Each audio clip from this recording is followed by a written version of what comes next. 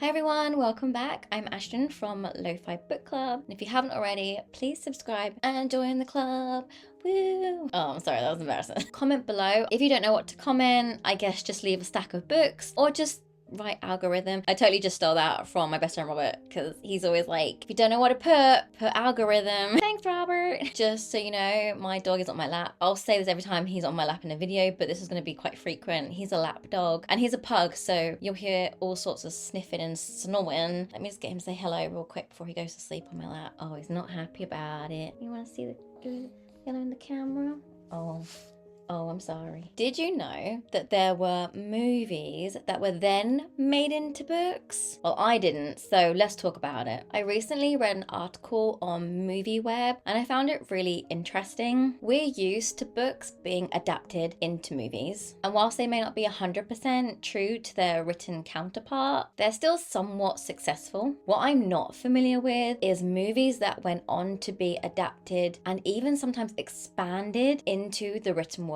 Let's start with Alien. I'm a huge Alien fan. 80s baby. Alien is a sci-fi horror that follows a spaceship crew that investigate an abandoned ship. They encounter an extraterrestrial creature and one by one they get picked off. Sorry, spoiler. In 1979, the same year that Alien came out, author Alan Dean Foster adapted the movie into a book. He continued next with the novelization of Aliens and Alien 3. And I think he then went on to do like Resurrection as well later. In fact, over the years, the Alien franchise would consist of multiple novels and short stories. Many of the graphic novels were not only adaptations, but original stories. A great way to expand upon the existing world of LV-426, Wayland, Utabi Corp, and Xenomorphs. Home Alone. This is a classic Christmas movie. It's about a young boy named Kevin who gets left behind when his family go on vacation. Whilst he's at home alone, his peace and quiet are interrupted by two burglars. Both Home Alone 1 and 2 were novelized in 1990 by Todd Strasser. Apparently the second book included a prologue of Marv dreaming about Kevin tormenting him and Harry. That's quite fun. I can only imagine that kind of like slapstick humor is quite hard to portray in a book, and it maybe might be better on screen, but I can't say for sure because I've not read the novelizations. It did also go on to become a successful kids picture book by Kim Smith. And this included a really simple story and some great illustrations. Next, Your Name. This is a Japanese animated fantasy romance film. It's about two high school teenagers who suddenly swap bodies, even though they've never met. And this unleashes chaos in both their lives. Honestly, from just saying that, it sounds like a really shit Japanese version of Freaky Friday, but I promise you it's so much more, and I would highly recommend the movie. Just have tissues ready if you do decide to watch it or read it. The movie was extremely popular and it inspired a young adult novelization, and this was also a huge success, which then meant it got turned into, or rather translated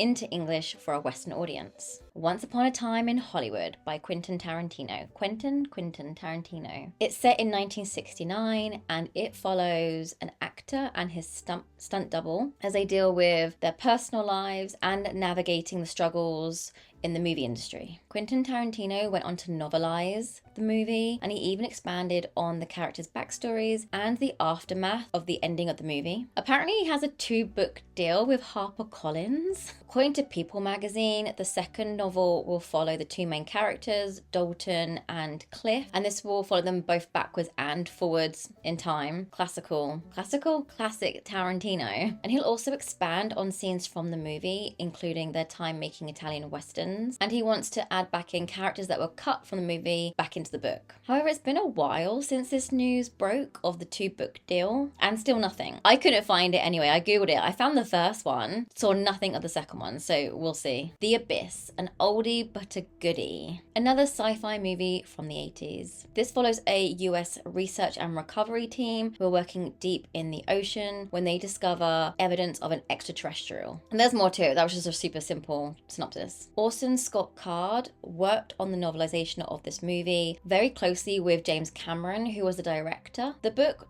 actually does look more closely at the characters and their backstories, but also the history of the aliens. According to MovieWeb, it offers reasonings and explanations for the movie's events and the aliens' advanced knowledge. I guess as we already know, there's always so much more that can get put into the written word than can be portrayed in movies, like emotions and like thoughts, and we can definitely find ourselves relating a lot more to characters or understanding them a lot more. And just an honorable mention, because I actually have this one out of all the ones I'm talking about today, but The Labyrinth. Now, again, huge 80s baby. The Labyrinth is one of my favorite movies, and I found this book randomly on the internet ages ago, and I think I bought it as a present. Although I love the movie way more than the book. I always will, because I'm a Jim Henson, the animatronics, the real tangible, like, what do you call them, effects, love it. Like, I'm a huge fan. I'm glad I read it, because if anything, it just gave me a little bit more insight into Sarah's mum,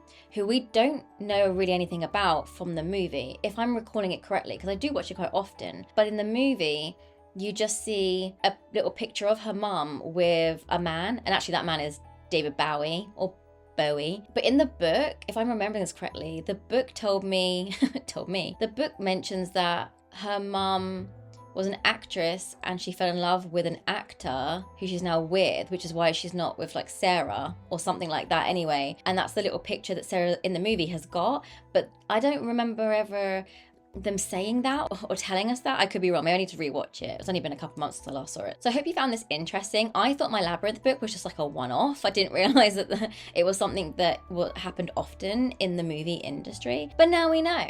Now we know. So tell me, are you gonna want to read any of the movie adaptations? If anything, the Alien graphic novels would be really fun, I think, to read, and possibly The Abyss, because I'd love to know a little bit more about the characters and the aliens. That would be cool. But with regards to the rest, I'm not really bothered. Anyway, I hope you enjoyed this short, sweet video. Thank you so much for being here and for watching this video, especially if you've made it all the way to the end. I really appreciate it. Please like, subscribe, and comment, all the good stuff. Thank you so much, and I will see you next week. Bye!